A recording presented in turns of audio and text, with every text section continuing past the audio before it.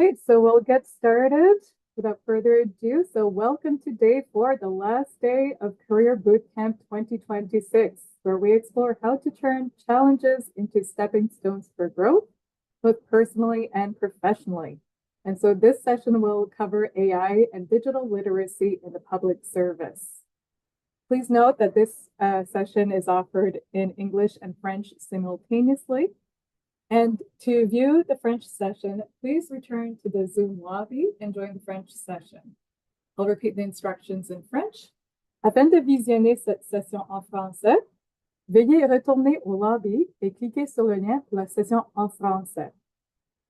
I wish to acknowledge that I live and work in Mi'kmaq, the traditional unceded land of the Mi'kmaq, where they have lived since time immemorial. I encourage all of you to acknowledge the land you're on as well. I'll now go over the session rules of engagement. As we move through today's session, please share your questions by using the Q&A button in the language of your choice. You can vote for questions you like by clicking on the thumbs up button. And as with all Federal Youth Network sessions, this session will be recorded, so you can rewatch it at a later date. In addition to the recordings on our YouTube channel, we're also offering another way to learn this year. It's a podcast series of the Career Bootcamp sessions. So after the Career Bootcamp, the podcasts will be made available on Spotify and Apple Podcasts. We'll also note that the PowerPoint presentations for each session are included on our wiki page so that you can feel free to follow along at your own pace. All the resources shared during this session will be added to our wiki page under resources. And it's important to mention that this session includes discussion topics, vocabulary, and scenarios that some learners may find distressing. Please feel free to take breaks if needed. And if you need support, remember that your organization's employee assistance program is available 24/7. And we're all going through challenging times right now, whether you're directly impacted or not, and we're here for you.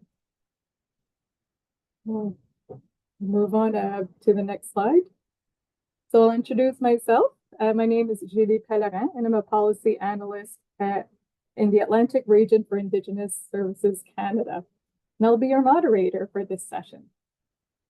Now we'll move on to the quick polling questions. So just before we get started, these polling questions, it's not a test and it's not mandatory, but we're interested in knowing how confident do you feel using digital tools and AI in your current role? Can be from very confident to not confident at all. And the second question is, which area of digital literacy interests you most? So you get to pick one choice among the list in that second question.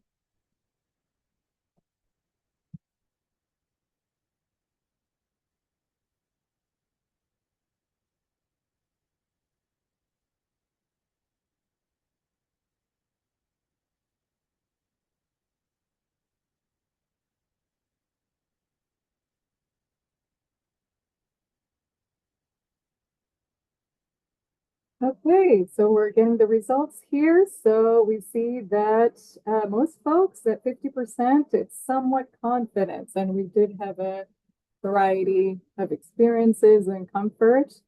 And as for the areas that folks are more interested in terms of digital literacy, there's fairly comparable with learning new tools coming out with the most interest. So thank you for sharing your votes.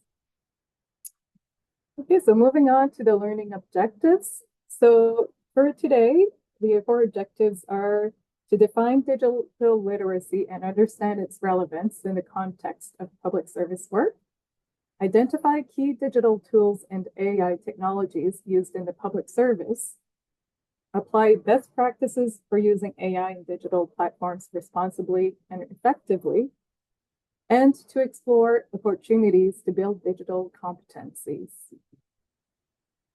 The next slide. Now we'll introduce our panelists we're so fortunate to have with us today. So first is Jimmy Liu.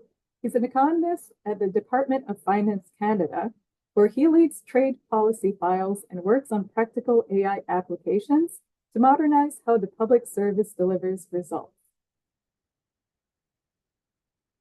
So on to the next panelist.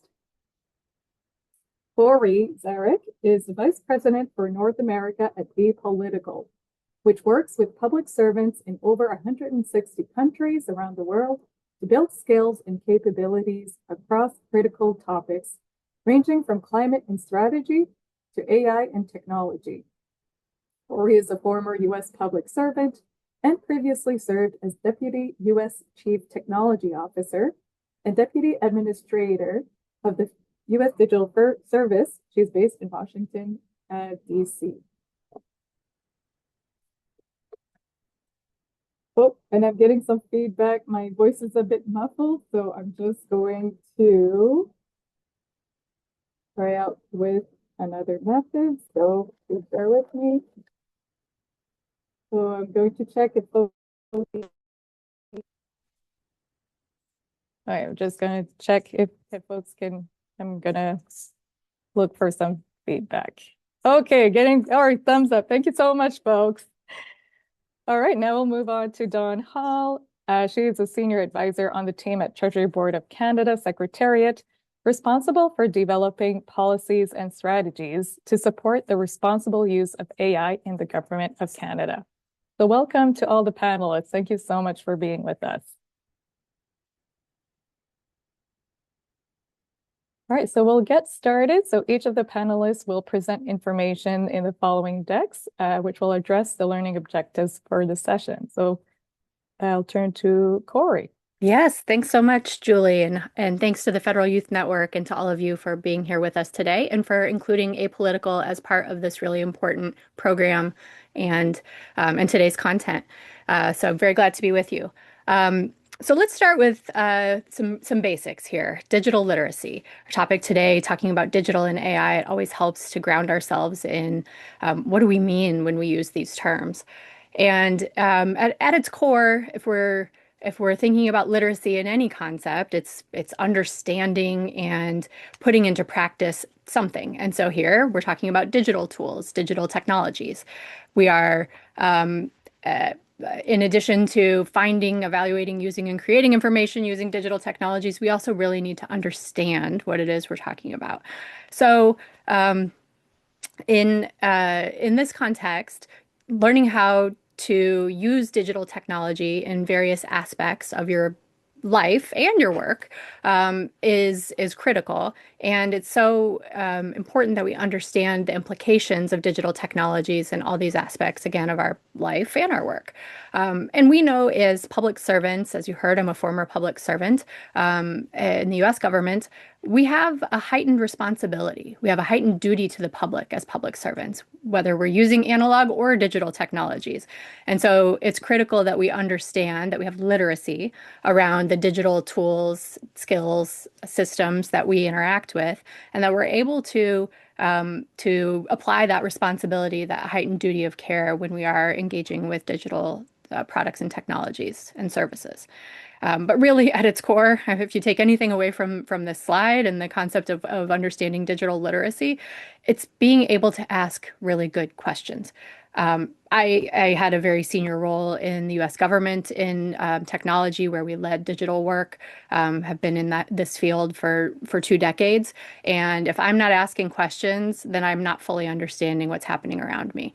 And so no matter how steeped and how skilled we become, it's absolutely critical to seek to understand, to ask those next questions, to ask what we don't quite know. And digital literacy is not only understanding, but it's also seeking to understand. It's being able to ask the right questions. It's being able to ask the right people to help us understand and to help explain. And just a few further notes on public service, in addition to having, of course, the heightened responsibility and the duty and serving as a conduit to the public in all the roles that we do as public servants, there are important considerations around how we navigate government platforms and systems. You all know this, but thinking about that from a digital perspective, we can sometimes get excited and move really quickly, and we do have to remember to slow down and be sure that we're following all the guidance and best practices that exist in an analog or a digital world. We're always looking for unintended outcomes. We want to be sure we are incorporating all of the security training and best practices we've been exposed to. You all get regular security training, I know it. We all do, and it's really important that we really take that to heart and put it into practice. And then understanding digital risks, understanding the ethics. We'll spend a little more time unpacking these topics as well, but receiving training specifically on ethics, on mitigating bias, on risk, knowing what might be different in a digital context from what we've experienced in an analog context and what continues to change, particularly in the AI era, which let's go to the next slide. So we're also here talking today about AI and public service. I had the great fortune to be in a senior role in the U.S. government when generative AI came on the scene about 3 years ago. And like everyone everywhere, even those of us at the White House, it kind of caught us by surprise. I worked on one of the most senior technology teams, and we've been talking about and working on AI to some degree for years at that point. But as we all experienced live in real time, when ChatGPT came on the scene, it really just upended everything. And the last 3+ years have been a bit of a whirlwind for everyone in society and certainly governments to catch up. AI is here, and it is part of our work. It's part of our lives. It's part of our practice, and we all have again a duty and a responsibility to understand how that impacts our work, understand how that impacts public service, and strategically leverage any new tools that come our way to enhance the work that we do, to find ways to augment our workflow and our workloads, and to provide better services based on the tools of our time to the public who, we're all here to serve. So there are loads of examples of good, responsible, replicable, scalable, best practice AI use in lots of places, and I'm going to mention just a couple off the top. You all have many fantastic things going in Canada. By the way, I just gave a briefing to junior colleagues on Capitol Hill a couple of weeks ago, and nearly every example was coming out of the government of Canada. I got a question at the end, which was like, so really, like, what's going on in Canada? Why are they a gold star? And I'm like, they really are. So thank you for that. Keep it coming. But a few other examples I'll just lift up to you. Uh, to paint the picture, chatbots, we may be familiar with that as a concept. We've probably frustratingly interacted with one, but chatbots can be done really well. They can save a lot of time for the public and for government. In the UK, there's a chatbot called Ask Ops, which the UK government has put out to give HR guidance to government employees. Navigating HR, everyone's nightmare. And so the UK government has incorporated some AI tools into Slack, another tool they use there to answer policy and procedural questions. They've piloted that, showed improved efficiency. People are finding answers faster. They're able to make decisions faster. And critically, this AI tool makes clear that human oversight remains important.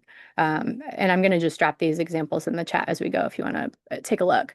In Colombia, down in South America, the Bogota mayor's office has built a chatbot through WhatsApp, actually, to make public participation in government more accessible. So this chatbot takes the natural language questions from residents and gives them real-time answers about public servants, including bringing them into participatory government processes like participatory budgeting, community campaigns, and other engagement activities. So another great model to look at.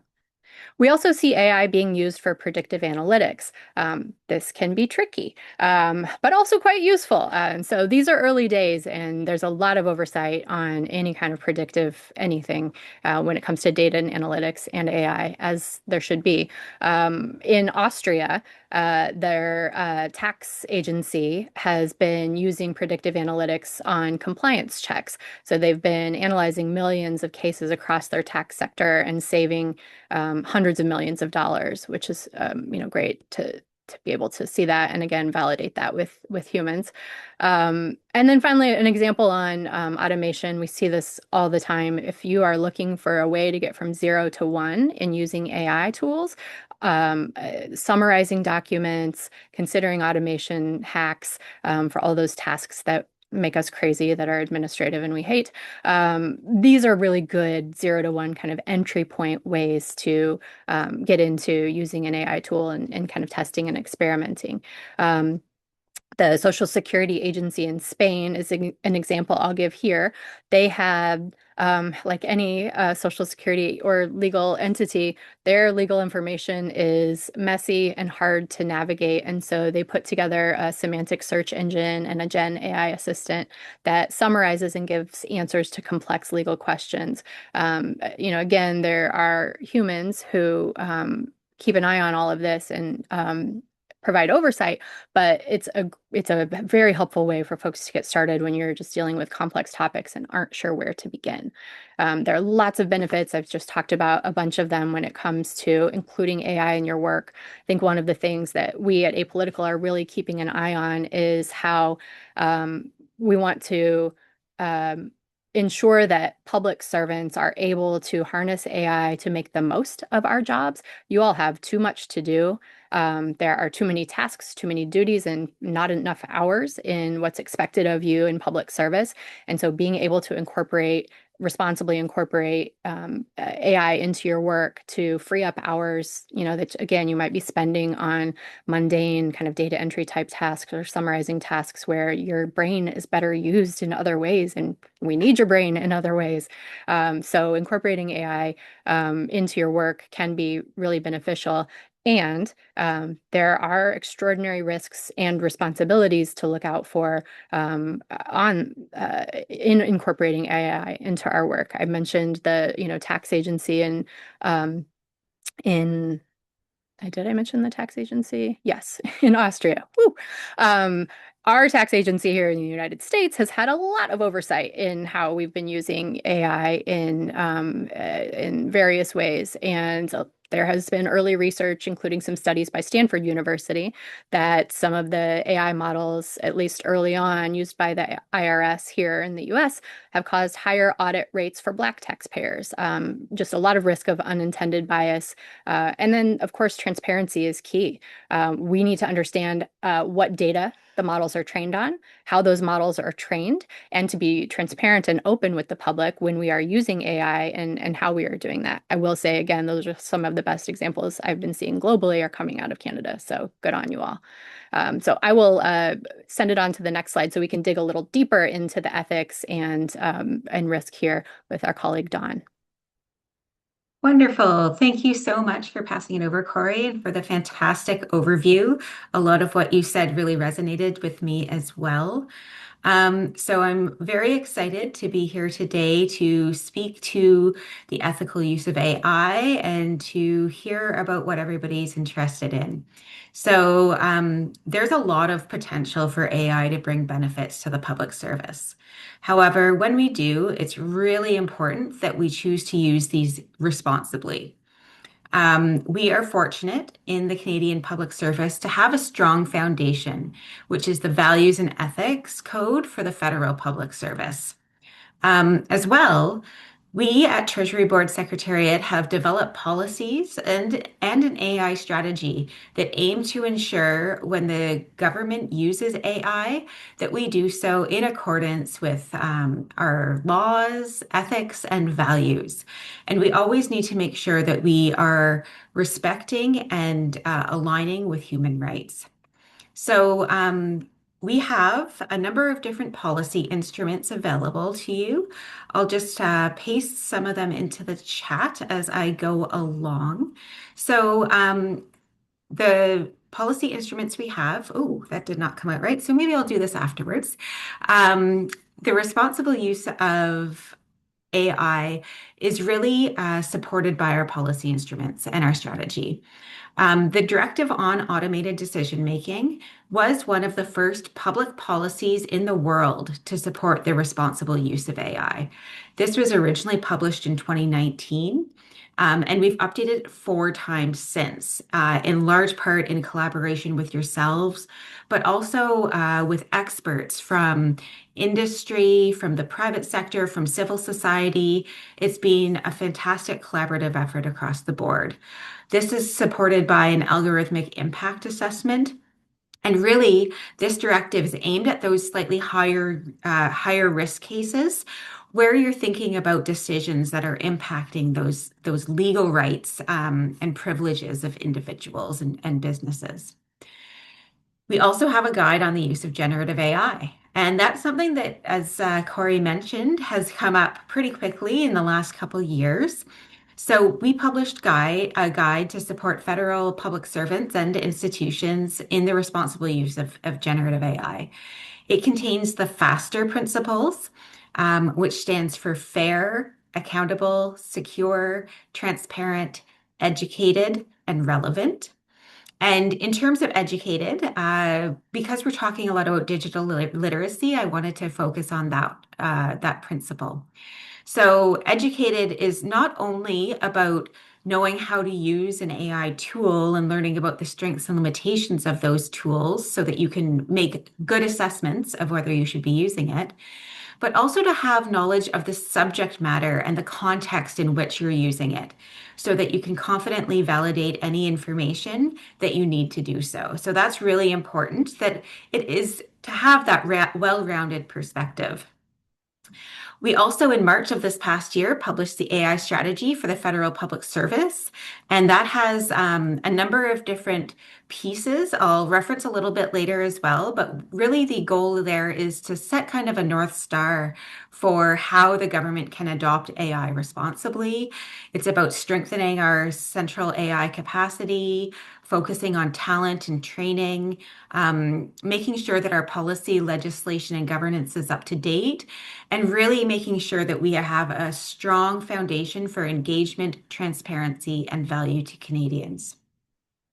When thinking about this as a whole, we really do focus our policy work on a set of principles, really looking at transparency, accountability, and fairness. So I've already seen in the Q&A section that there's a question about how transparent do we need to be. So we do believe that it's important for people to let people know AI is being used. But you will need to make that decision yourself based on the context and how much it's being used. Is it an early draft of an email or has it done a lot of the analysis? I can talk about that a little bit more later. But in terms of transparency, another thing that's happened in the last couple of months is that we've published an AI register for the federal public service.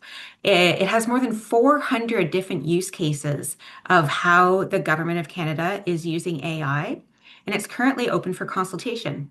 So if you have feedback on what should be in the register, how it could be more helpful to you, it's on the Consulting with Canadians website, and that's another link I'll paste in the chat later.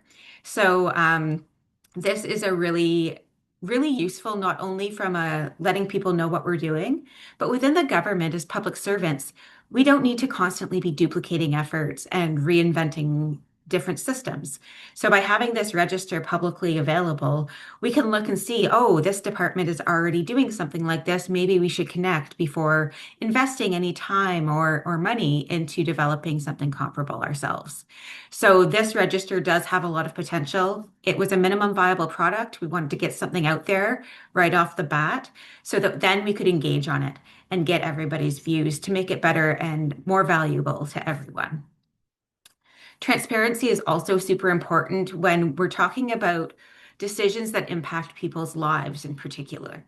This is not only about letting people know that we are using AI, but also being able to explain how AI is making a recommendation or a decision that impacts them. This really is a concept of explainability to be able to say, we made this decision because of this factor X, Y, or Z. So that's another really important aspect which we look to in the government. I'll talk a bit about accountability. So we need, as public servants, we need to be taking responsibility for our uses of AI. Another way we can ensure accountability is to make sure we have a human in the loop. So that essentially means that humans are involved, and oftentimes maybe they're making a final decision if we're talking about decision making. Maybe they're proofreading the document after it's something that's been generated. It's very important to make sure humans are there validating as we go through. And we need to be accountable for the outcomes. We don't want something to come out and then say, okay, maybe something negative happened. Oh, but AI did that. That's not really an appropriate response for the government. So we need to have accountability and understand who is ultimately responsible for what happens when we're using AI. Protection of information is also paramount here. Privacy and security. A lot of the web-based tools out there, if you're thinking about the online chat GPTs, Gemini, etc., they don't always meet the government security standards. So it's really important that we're only putting unclassified information into those tools and not putting any personal or sensitive information in there. A number of departments right now have been developing these tools that can be used up to protected bee information. So make sure your organization has these tools before you start using a general web tool because they may be available to you. And finally, I'll touch on fairness. So AI is really only as good as the data it was trained on. Corey mentioned this as well as part of her introduction and speaking notes. So you need to keep in mind that the data out there might itself be biased. So it's really important that we are ensuring that the quality of the data we're using in these tools is high if we're training the tools. But if we're not training the tools, to recognize that the responses we're getting from a generative AI tool might be influenced by the data that have been put in there or decisions that the developers of these tools have made. Even if they're intended to be positive, putting guardrails in, you still need to understand that this isn't always 100% factual. There's also tools we already have in government, like the Gender-Based Analysis Plus, that can help you to understand the impact on different population groups. And if you're thinking about deploying a system, so that would be people that were, developing and putting these systems into production. Those are things that we want to be looking at, as well as testing the outcomes of these systems for bias, as well as anything unintended that we wouldn't expect the system to do, but it might do. So that was a little bit of an overview of the ethical use of AI. And now I'll pass it over to Jimmy, I believe, who will continue to talk about the best practices for using AI and digital tools. Thank you. Yeah. Thanks so much, Dawn, and really happy to be here. So um, before I kind of dig closely into your slide, maybe if you close your eyes and we will speak to what this means for you. So maybe I'll start by just acknowledging a hard truth that this is a very difficult time to be excited about AI. We're sitting here in early 2026, and I think many of us feel that the world is much heavier than it was even a year ago. As PM Carney said in Davos last week, we aren't just in a transition, we're in a rupture. We're watching climate crisis move from future warming to daily reality. We're hearing talk about Canada's place in the world, including rhetoric about us as 51st states that can make our sense of national sovereignty feel quite fragile. On top of that, we're seeing headlines about job cuts and forecasts that AI could displace half of all entry-level office jobs within 5 years. If you feel more afraid than innovative right now, we want to tell you that's a completely reasonable professional response. We're in a period of technological adolescence. We've been handed almost unimaginable power that Dawn and Corey eloquently spoke to. But it's not yet clear if we're mature enough to use it properly. I feel this pressure, I think Dawn and Corey too, every day in our cubicle, certainly in Finance Canada. And to be clear, I'm not here today to give you answer from on high. I'm just here because I think we're all trying to figure this out together. And to do that, I think we first have to understand what we're talking about. In a public service today, we generally deal with 3 types of AI, which Dawn has briefly alluded to.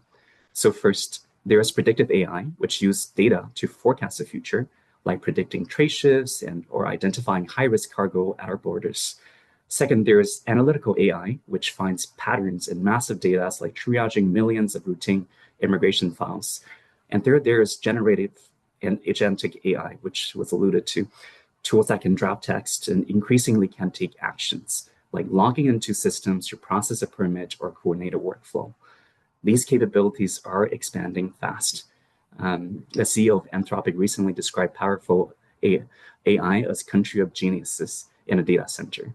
Imagine 50 million people, all smarter than Nobel Prize winners, working at 100 times human speed, available to you 24 hours a day. That's the engine we've been handed. But having a powerful car does not make us a Formula One driver. If we're not careful, we'll crash this technology straight into the Canadians we serve. So how do we learn to drive? You've seen here today in the PowerPoint slides, and that Don has already gone over the AI register. And there are just so many wonderful use cases that are taking place in government right now. And you can see that these aren't just machines replacing people. These are people using machines to reclaim their time for the work that actually requires a human heart. While all of these tools are powerful today, I want to focus on a very specific type of effective use, human-led decision-making, which is the subject of this slide. AI is becoming near perfect at making a calculation, but it can't stand behind the results. As the machine moves from being our assistant to being an operator, the stakes for our judgment goes up. The machine can draft a memo, but only a person can stand in front of a committee and explain why it is the right choice for Canada. My focus is on how we use these tools to do the heavy lifting without surrendering our professional judgments or our final responsibility to Canadians.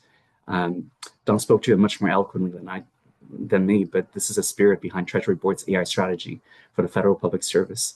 Adopt responsibly. Keep humans at the center. I can tell you why this matters from my own work.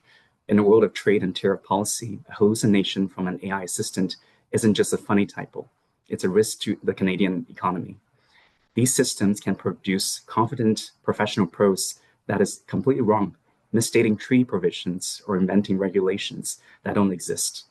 When we're dealing with billion-dollar trade decisions, the cost of an error is massive. We've realized that we can't let a machine take the lead on files as sensitive. But here's the reality we're all struggling with. We can't solve 2026 problems with 1995 tools. We can't protect our country or fight climate change by walking while the rest of the world is driving.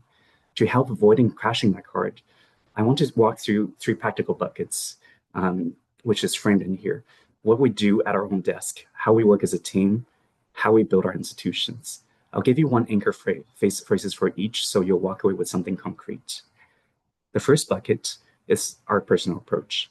Digital literacy isn't a technical skill. It's a professional mindset. It's about becoming an informed skeptic.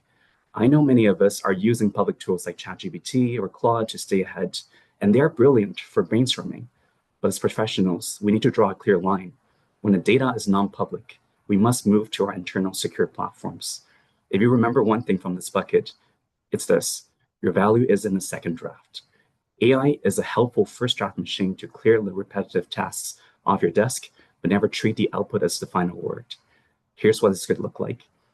You could just come out of a 2-hour meeting with messy handwritten notes. Instead of staring at a blank Word document, you dump those notes into an approved AI tool and only for unclassified material and ask it to generate a first draft summary. 5 minutes later, you have something on a page, but that output is draft 0. It's a starting point. The second draft is where you catch the errors, add the nuance, and apply the judgments that only you can provide. To get more out of these tools, move towards persona-based prompting. Don't just ask questions. Give the AI a role. Tell it you are a senior policy analyst specializing in international trade, reviewing this draft for logical gaps and ensure the tone remains neutral. And use a so what filter. Don't just ask for a summary. Identify the 3 points in this document that would trigger a question period response. Once we find a rhythm at our own desks, the second bucket is the team, our team, and collaboration, which is the second buckets here. As fast as we are individuals, a team that works in silos will always be slower than a machine. The anchor phrases for this bucket: no one struggles with a prompt alone. I'll give you a personal example. I'm here today because a wonderful fellow public servant and Action Canada fellow, Gigi Ching, saw this opportunity and thought of me. That's what sharing the driving lessons looks like. Not just prompts and tools, but opportunities and connections. So what does that look like in practice? If you find a way to perfectly format a complex document using our internal tool, put that prompt in a shared team wiki or folder. What took you an hour to figure out should take your colleague 5 minutes to copy, or less. We're also in the era of vibe coding. You don't need an IT degree to automate a task anymore. If your team has a manual job like tracking global news for tariff changes, you can describe that solution in plain English, and the AI will help you build the logic. Just check with your IT team before deploying anything that touches internal system. We're gonna go to the next slide. And use AI as your devil's advocate. Before a meeting, ask a secure AI to find the 3 biggest flaws in your proposal from a climate or equity perspective. It's much better to find a crack in our logic in a safe sandbox than in front of our directors. But individual teams and skills are not enough. And what you see here in the slide of digital competency is only so important when we can support the institution, which is the third and final bucket. This is where we defend Canada. And the anchor phrase here is simple. The kill switch is you. This bucket is about digital sovereignty. We have to use the government of Canada's sovereign cloud and secure systems to keep our data safe. If we rely on foreign models to think through our national trade strategy, we're essentially outsourcing our national thinking to systems we don't control. And I want to acknowledge these systems exist because of IT, IM, and security professions in every department and agencies who built them and maintain them. They're often invisible in conversations like this, but they're the reason we can experience responsibly at all. This work is guided by the Directive on Automated Decision-Making. It ensures that when we use AI to support the decisions, the results are transparent, accountable, and fair. But compliance alone isn't enough. We also need to build a culture of responsible experimentation, drawing on these digital competencies. I'd encourage departments to set up their own AI sandboxes and committees where analysts and policy experts can work alongside IT and security colleagues to test these tools safely and meaningfully share what they learn. And through all of this, if you can move to the last slide, the most important guardrail is the human kill switch. Every automated process in a public service must have a human who can stop it, question, and override it. That human is you. One more thing, as we build these systems, we need to make sure they work for everyone, like Don said. Accessibility isn't an afterthought. It's how we ensure every Canadian and every colleague can benefit from what we're building.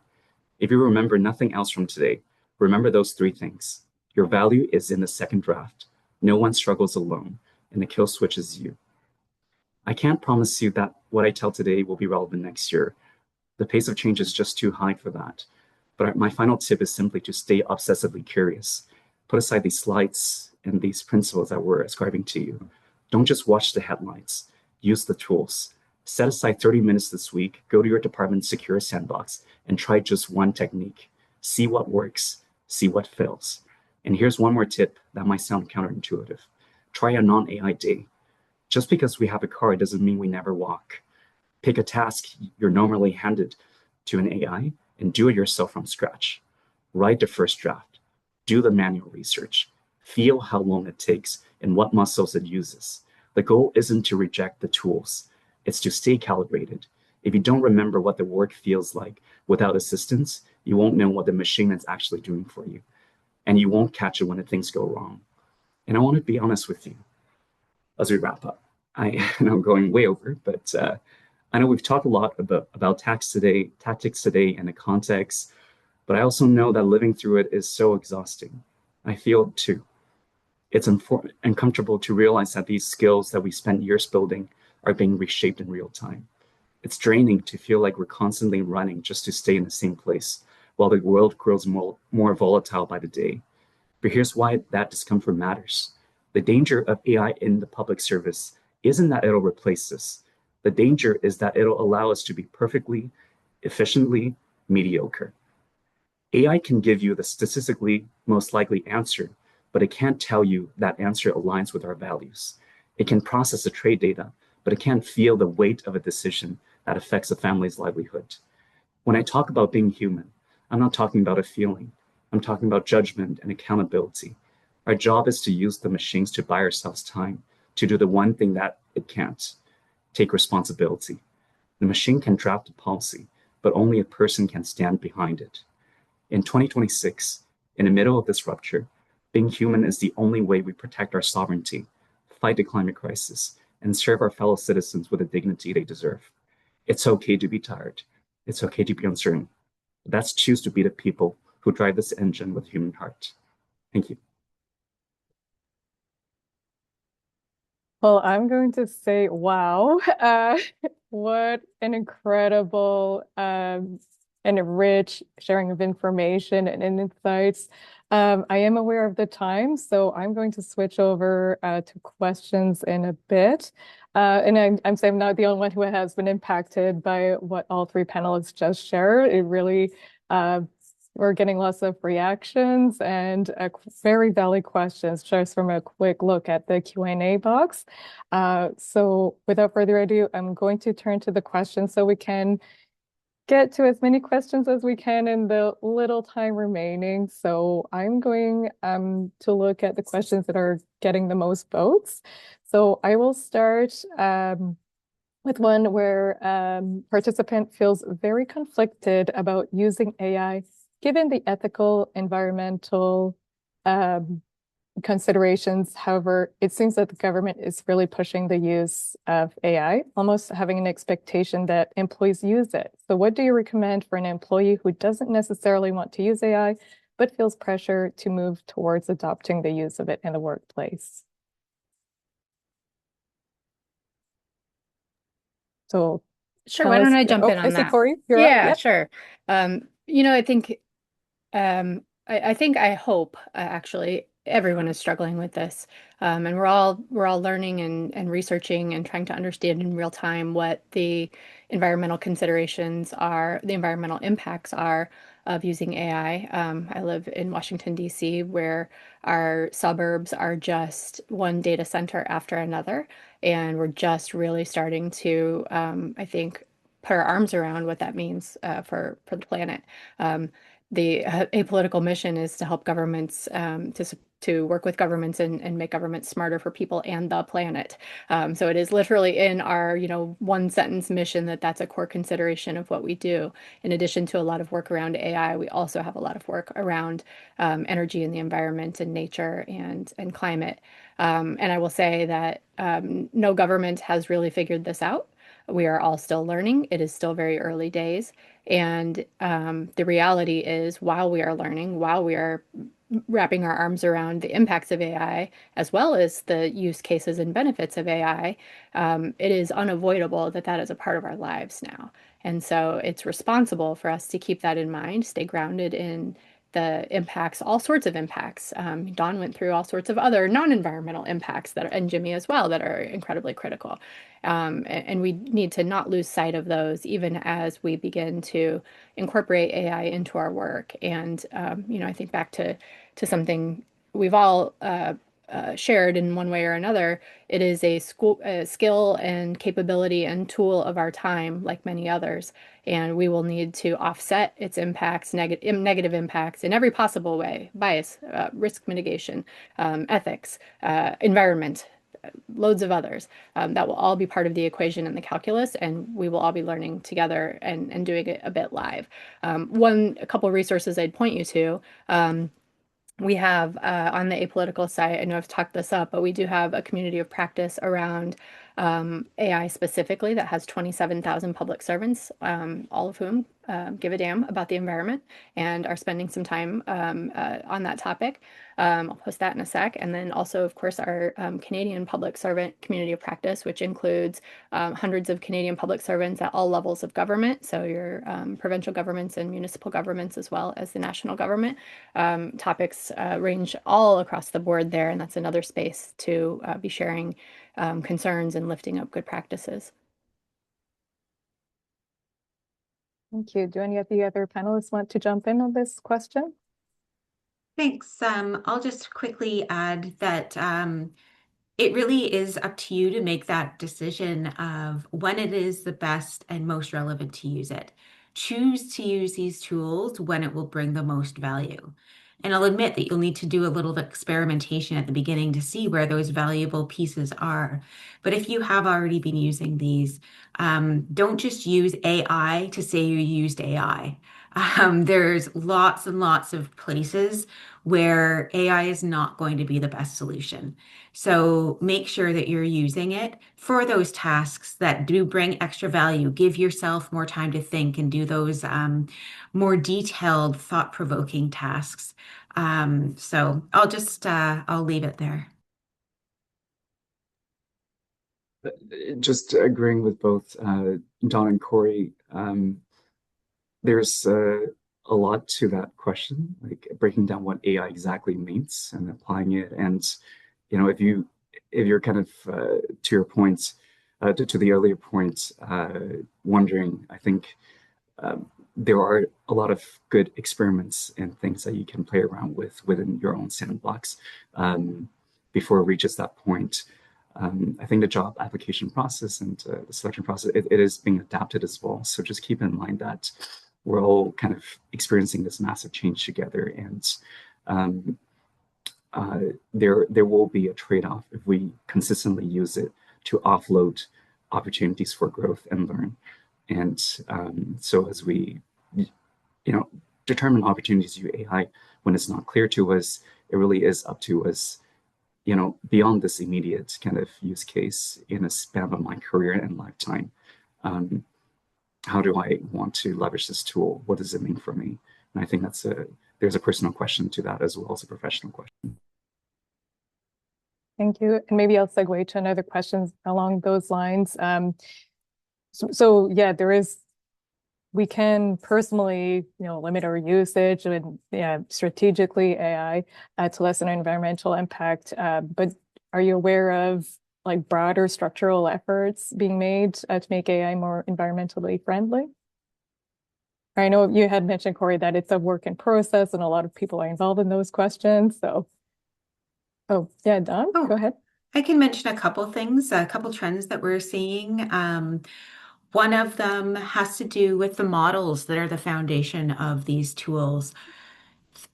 You can have models that are a lot smaller that do not take as much like electricity or water to be able to do the processing. So a lot of these are tailored to specific purposes. It isn't the big general purpose models that we're talking about with the generative AI. So in many cases, these can have as effective an input or a recommendation as other types of tools. So number one, we're seeing a lot of small models as one of the first things. Another thing is to think about where the data centers are located.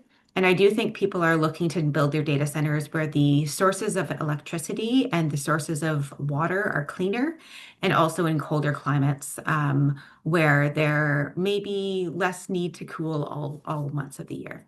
So I think that clean electricity, lots of water, as well as that would be a couple trends that we've seen some discussion about. Thank you. This is all great to know about, and I'm sure things are moving fast, and there will be more coming up. So I'll turn to and I know we've touched on this question as well around jobs and job loss in this changing environment. But yeah, this is top of mind for many participants. So what do you see as the reality of AI taking jobs from public servants at a rapid rate? I don't know if you want to further elaborate on what you had previously commented. I'll hitch on to the rapid rate. It's not rapid, and you know what? Nothing in government is. Let us finally, for once, take that as a win. Um, uh, to the sentiment of the question, will AI come for our jobs? Yeah, some jobs will go away due to AI, due to automation, due to various sunsetting of needs, and that has been true forever. It's been true much longer than any of us or our ancestors have been in the workforce, and that's what technology sort of enables and allows for. And we will need different skills, and we will have different jobs, and we will have an evolution in our own jobs. Will it be rapid? No. Is it something we should pay attention to and be ready for? Absolutely, yes. And so in this moment, in this space, you all are prioritizing your own upskilling, your own capability building, your own education to ensure you're ready for these moments when they come. And this is one of those where it's not the once a year cybersecurity training that you check off the list. This is going to become a constant learning environment that we are all going to be part of. And it will require working and learning and living a little bit differently. And it's really just one of those like exciting evolutions that we all get to experience together as humans. And we don't have a clear pathway for what that will look like. What I can say is we know that it will be a work in progress. It will be something we continue to discover together, and it will be a continual learning process. One thing, I'm going to add one more resource to the chat. I'm full of them today, y'all. Is something called the AI readiness check. This is a 5-minute diagnostic you can do, in literally just a few minutes to get a sense of your baselines. Like, where am I when it comes to using AI and incorporating it into my work?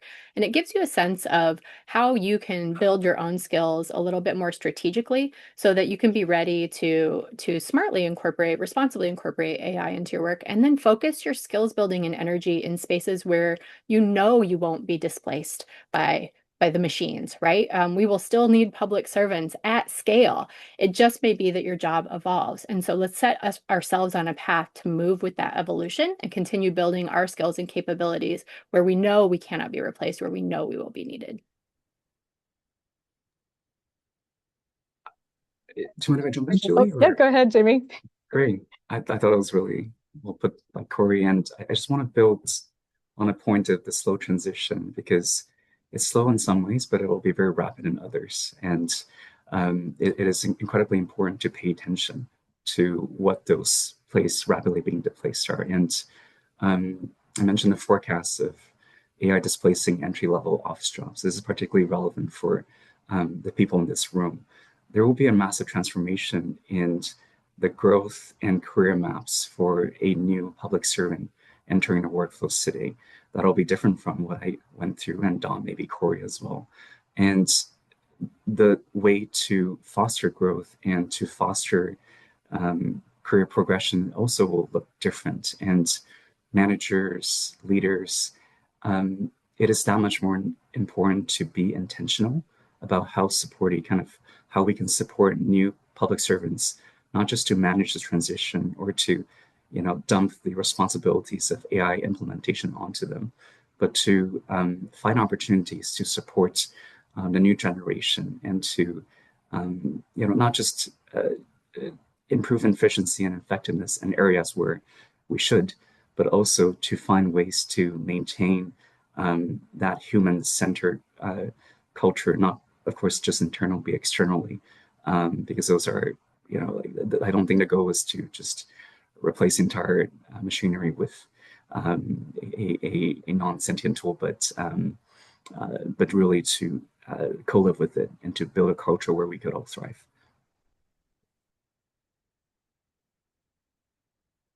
You're also eloquent in your responses. Yeah, greatly appreciate that. Don, did you want to add anything? No, let's try another question. I think that that Sure. was very well covered by Corey and Jimmy. Thanks. Excellent. So, and it leads, I'm keeping the human-centered and human-led aspect as we're leading to the next question, which is how do we keep our critical thinking skills sharp in the age of AI? Speed in providing answers promptly seems to be valued, and that is what AI provides sometimes with limited accuracy. How do we manage expectations with providing answers in the age of AI?